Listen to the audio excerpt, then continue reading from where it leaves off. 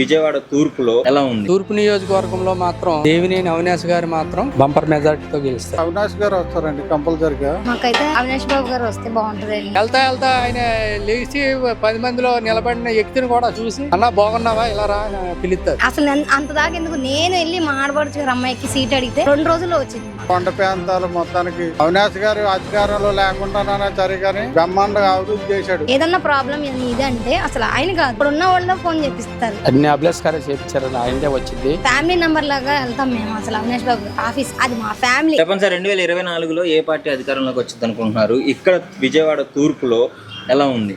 అన్ని అభిలాష్ గారే చేపించారని ఆయనే వచ్చింది. అన్ని బాగుండే, రోడ్లు కూడా అన్ని బాగా చేపించారు. ఇది అవినాష్ గారు అన్ని చేపించారండి. అంత నీట్ గా ఉంది. మాకైతే ఏ ప్రాబ్లం లేదండి. ఇక్కడ అంత ముందు అంత లేదు. అభిలాష్ గారు వచ్చాక పంపులు నీళ్ళు ప్రాబ్లం అనేది మా ఏరియాకి లేదండి. ఇంత ముందు ఉంది కానీ కొత్త ఇప్పుడైతే లేదు.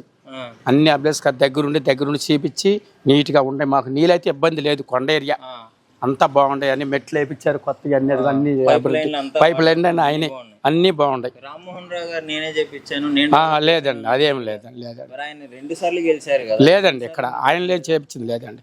అభిలాష్ గారే చేపించింది. మాకు ఏరియా అంతా శుభ్రంగా చేపించారని మాకైతే ఇబ్బంది ఏం లేదు. కొండ ఏరియా నీళ్ళు ప్రాబ్లం అనేది అసలు కొండ మీద ఎవరికి లేదండి. లేదండి, అది అన్నీ అలాగ అంటున్నారు కానీ లేదండి. అది అలాగే ఉంటే ఆయన ఓట్లు ఆయనకే పడతాయి. కొండ ఏరియా అంతా మాత్రం అందరూ ఆయనకే వేస్తారు. పక్కా అండి, అసలు మాట్లాడే సమస్య లేదు. నమ్మకం అండి అసలు. అంటే ఇప్పుడు ఒక పార్టీకి 3 పార్టీలు యాడ్ అయ్యి ఇప్పుడు పోటీ నిలబడ్డా ఆయన చేసిన దాని అభివృద్ధికి అయితే ఆయన కోసమే చేస్తారండి. అది మాత్రం పక్కా. అంటేనే చంద్రబాబు గారు లేదండి, చెప్తాడు. మన ఏరియాలో అయితే మాత్రం ఈయన చేశాడండి. అది మాత్రం కంపల్సరీ. ఈ ఏరియా కొండ మొత్తం చుట్టుపక్కలన్నీ అభిలాష్ గారికి కంపల్సరీగా ఓట్లు పడతాయి. డౌట్ లేదు దాంట్లో. అది పైన జగన్ గారి పరిస్థితి ఎలా ఉంది మరి? పైన జగన్ గారు అంటే మేము అంత ఐడియా ఉండదండి మాకు. ఈ ఏరియా అయితే మాత్రం మేము గెలిపించుకుంటాం ఇతన్ని.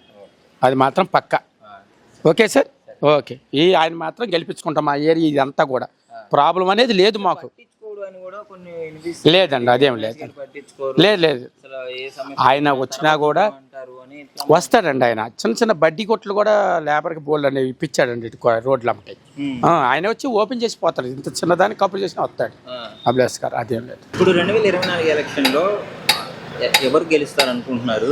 ఇక్కడ విజయవాడ తూర్పులో అవినాష్ గారికి గద్దె రామ్మోహన్ రావు గారికి పోటీ ఎలా ఉంది? మీడియా ప్రేక్షకులకి అందరికీ నమస్కారం. 2024లో మాత్రం మళ్ళీ జగన్మోహన్ రెడ్డి గారు సీఎం అవుతారు. ఈ తూర్పు నియోజకవర్గంలో మాత్రం దేవినేని అవినాష్ గారు మాత్రం బంపర్ మెజార్టీతో గెలుస్తారు. అవినాష్ గారు గెలవడం కష్టం. గద్దె రామ్మోహన్ గారు 10 సంవత్సరాల నుంచి ఆయనే ఉన్నాడు. డెవలప్మెంట్ పరంగా కూడా చాలా బాగా చేశాడు అని చెప్పుకుంటున్నారు. ఎవరండి? గద్దె రామ్మోహన్ రావు గారు 2014లో గెలిచారు.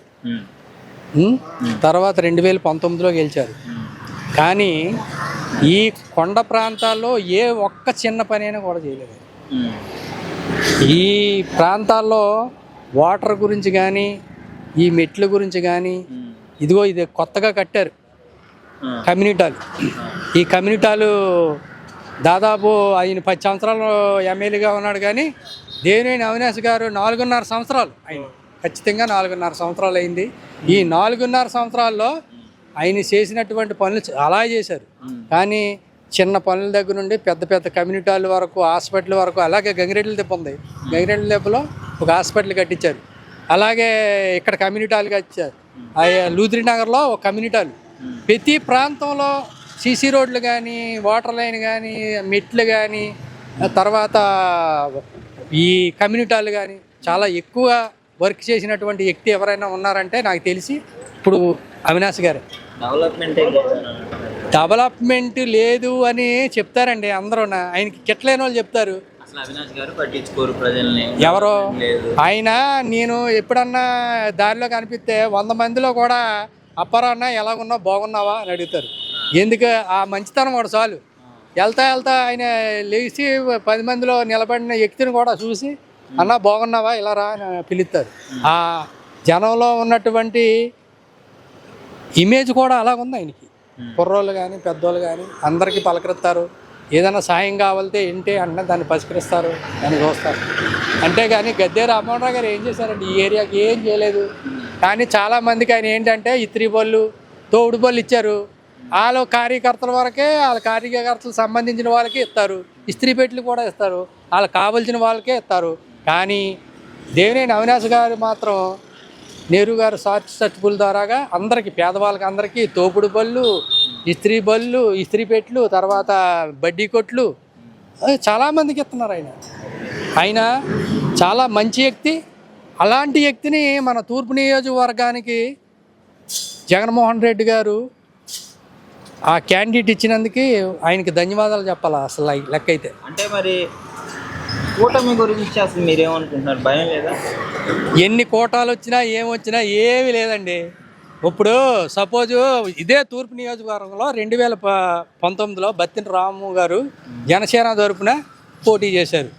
36,000 ఓట్లు వచ్చాయి ఆయనకి. ఆ క్యాండిడేట్ ఇప్పుడు వైసీపీలోకి వచ్చేసారు. అవునా?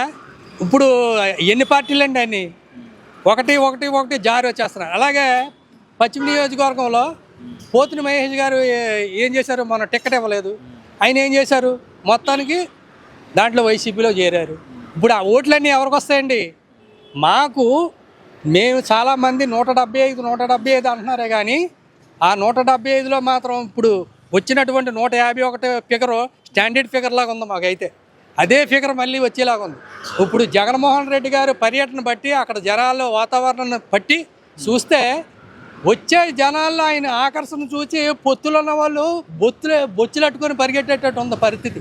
పొత్తులు ఉన్న వాళ్ళందరూ ఏం చేయాలరా బాబు పరిస్థితి, మనం ఏం చేయాలి వచ్చేదాన్ని. ఇప్పుడు నారా లోకేషే ఉన్నాడండి మంగళగిరిలో. ఆయన ఎక్కడికి వెళ్తే అక్కడ మొన్న మన వైసీపీ క్యాండిడేట్కే ఒక చిన్న యాక్సిడెంట్ చేసి చనిపోయాడు, డెడ్ అయ్యి. ఏంటి ఎక్కడికి వెళ్ళా వాళ్ళు బ్యాడ్ నేమే తెచ్చుకున్నారు కానీ మంచి అనేది తెచ్చుకోవడం లేదు. ఏదైనా కానీ రేపు 2024లో మాత్రం ఈ తూర్పు నియోజకవర్గంలో మాత్రం వైసీపీ జెండా ఎగరబోతుందండి. దేవినేని అవినాష్ గారు మాత్రం బంపర్గా గెలుస్తారని జనాల్లో టాకు, జనాల్లో ఉండేటువంటి ఆదరణ, ఆప్యాయత కూడా ఆయన మీద ఎక్కువగా ఉంది. 2024 ఎలక్షన్ ఎలా ఉండబోతుంది? ఏ పార్టీ అధికారంలోకి వస్తుంటారు? ఇక్కడ విజయవాడ తూర్పు నియోజకవర్గం ఎలా ఉంది? అవినాష్ గారు వస్తారండి కంపల్సరిగా. అవినాష్ గారు అంటే కొండ ప్రాంతాలు మొత్తానికి అవినాష్ గారు అధికారంలో లేకుండానే సరే కానీ బ్రహ్మాండంగా అభివృద్ధి చేశాడు. ఏంటంటే తూర్పు నియోజకవర్గం 680 కోట్లు ఖర్చు పెట్టాడు. 600 సీసీ రోడ్లు కానీ, మెట్లు కానీ, వాటర్ ప్రాబ్లాలు కానీ అన్నీ చేశాడు. అధికారం లేకుండా మామూలు వర్షాకాలం వచ్చినా కరోనా టైంలో రామ్మోహన్ రావు గారు ఏమీ చేయలే. ఇక్కడికి వచ్చి 10 సంవత్సరాలు చేశాడు కానీ తూర్పులో మటుకి ఏమీ చేయలే. వాటర్ ప్రాబ్లం కానీ, సీసీ రోడ్లు కానీ, మొత్తం డ్రైనేజీలు కానీ అన్నీ మన అవినాష్ గారు చేపించారు. అవినాష్ గారు రానితిగా మొత్తం విజయవాడ తూర్పులో మొత్తం ఏమేమి అన్నది మొత్తం చేపించారు.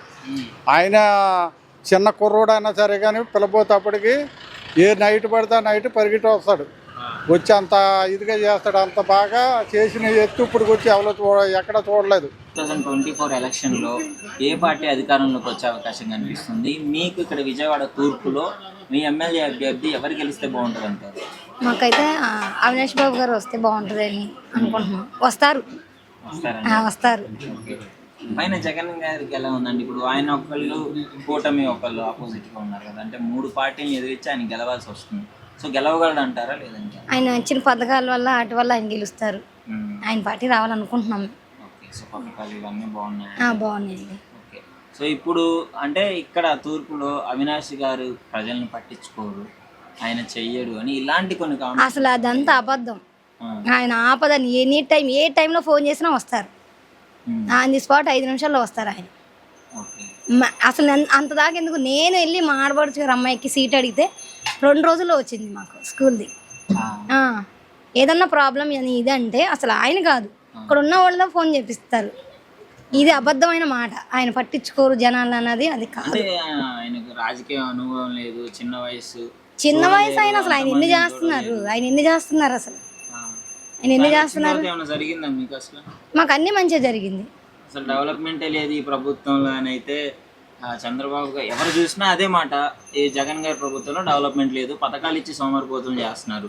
మరి ఇక్కడ మీ అవినాష్ గారు ఏం చేశారు? మా అవినాష్ గారు మాకు చాలా చేశారండి. మాకు చాలా చేశారు ఆయన. ఇది అది అని కాదు, చాలా చేశారు. రోడ్లు వేపించారు. ఇంకా ఇంకేదన్నా సరే మేము ఆపద అని అంటే వెళ్తారు, పట్టించుకుంటారు మమ్మల్ని, మంచిగా రిసీవ్ చేసుకుంటారు. ఫ్యామిలీ మెంబర్ లాగా వెళ్తాం మేము అసలు అవినాష్ బాబు గారు ఆఫీస్కి. అది మా ఫ్యామిలీ. అవినాష్ బాబు వెళ్తాం, కలుస్తాము, మాట్లాడతాము. అది మా ఫ్యామిలీ అనమాట. అది వాళ్ళ నాన్నగారు ఉన్న కాడి నుంచి మా నాన్నగారు తిరిగారు వాళ్ళ నాన్నగారితో. వాళ్ళ బాబాయ్ గారు మురళీ గారు ఉన్నప్పుడు మా బ్రదర్స్ తిరిగారు. ఇప్పుడు ఆయనతో మళ్ళీ మేము వెళ్తాం అనమాట.